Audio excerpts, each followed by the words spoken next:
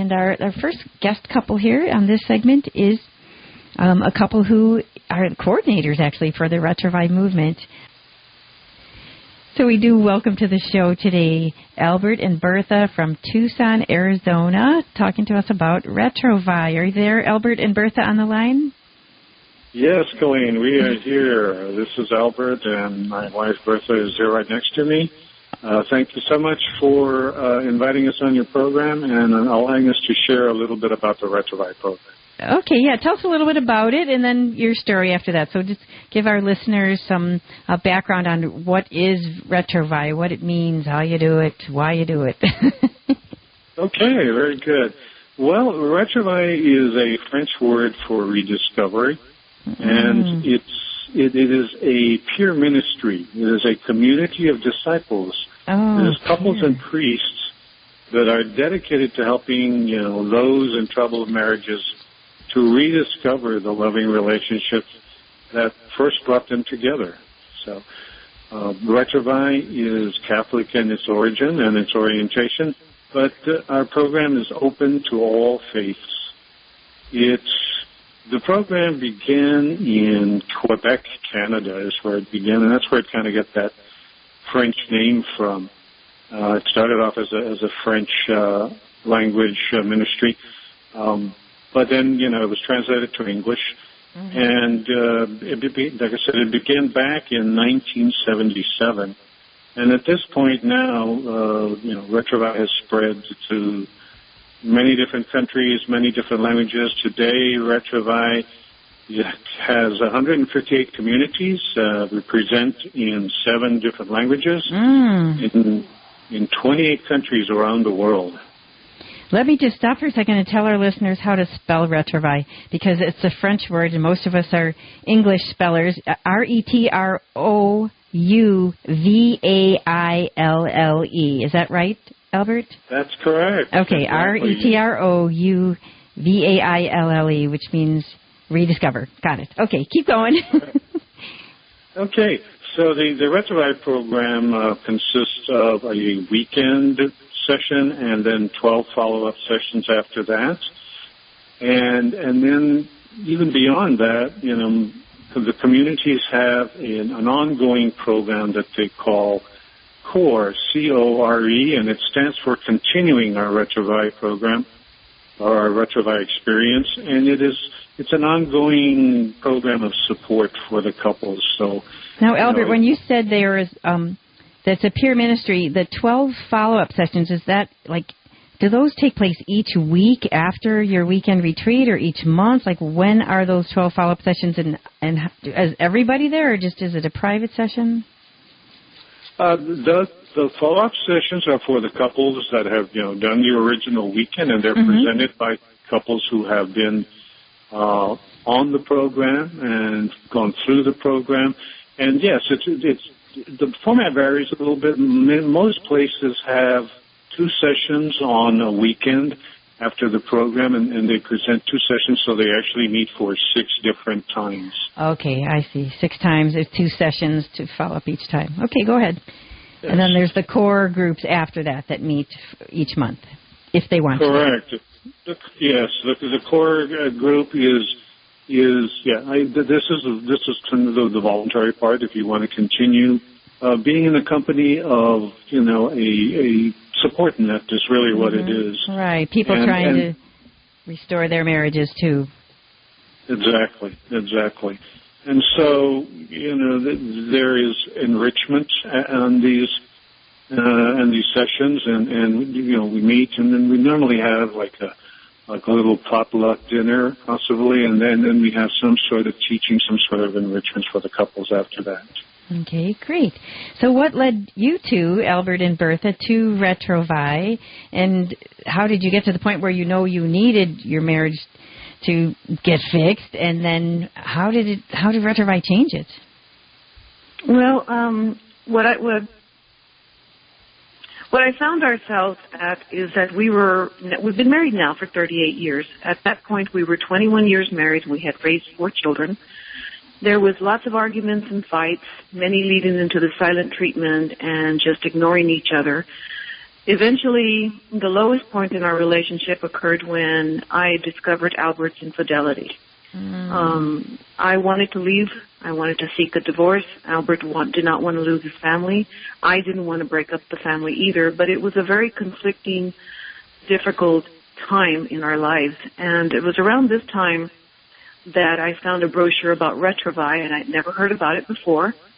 Came home and talked it over with Albert, and he was hesitant to go, and I was as well, because we both were a little skeptical about the fact if a program such as this could even save our relationship. We both went into this program thinking we both went into the program thinking the other one needs to be fixed. The other one has a bunch of problems that Do a lot of couples go in with that approach too, Bertha? Absolutely, yes. Like, we're going to this weekend because my other person, my spouse, has a problem. Exactly. That's what was our mentality right through, when we got there. Upon getting there, it was a program, it was a weekend and the follow-up sessions as well that completely changed our lives and changed the way we each looked at our behavior, our thoughts, and our feelings, and how we had to take responsibility for our behavior and to seek forgiveness for our own behavior and to forgive each other as well. I think the biggest change for me was discovering that God loves all of us. We're each made in His likeness, but we have the ability to forgive as He has forgiven us, and that was huge for us. We had never gotten to the point of actually asking for forgiveness. We went to the program thinking, you did this, you did that, you did this, but never asking for forgiveness for something, and that was huge in changing how we approached and talked with each other. God, by showing us that God is a vibrant part of our marriage, we brought God into our relationship. Even if you had not had God in your marriage before, people are not adverse to that when they're on the weekend? Is there an environment there or a grace there or a presentation there that helps people see that God has to be central to your marriage? Yes. Well, let me say this. We welcome couples of every faith. Okay. We do not, this is a Catholic-based program, but couples of every faith can attend. We do state that we do have a Mass at the end, and we do have a couple of presentations where we talk about God, but we present God that is true to our faith, but also in a way of saying, if you believe in a higher being or something other than God, but we believe in God, then that's what we have to look at, because that's what we bring into our relationship. And so that's how it's presented for couples of other faiths. Okay. But we do state at the beginning that this is a Catholic-based program. And then how did it, you said you saw each other differently then. How did that change? And then how did you come out of the challenges that you had and that lack of forgiveness? What transpired then to make the marriage better?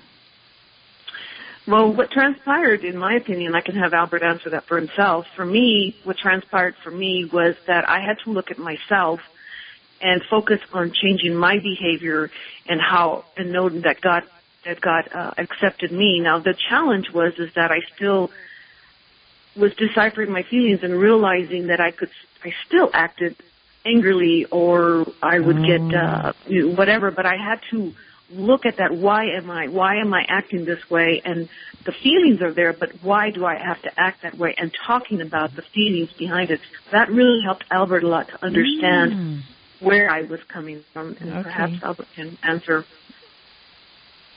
Okay, Albert, do you have a comment on that too, and how you came to change from that? What was the question again, Colleen? Oh, how did you were you transformed by that weekend? What did you come to see, and how did you change? What did you change in yourself so that your marriage then could get better? Well, I mean, I came to the realization that because due to my infidelity, that I had I had hurt Bertha very deeply, and I had wounded our marriage relationship, and I realized that had to change, that I had to change, my behavior had to change, and I had to very humbly and sincerely ask Bertha for forgiveness for that, and that was the first step that that we took to be able to heal our marriage, to be able to move forward. You know, obviously that did not completely change our relationship or our marriage, but that was the important first step that we took, and realizing that I had to change that behavior, and also I had to focus on our marriage relationship and make decisions. All my decisions needed to be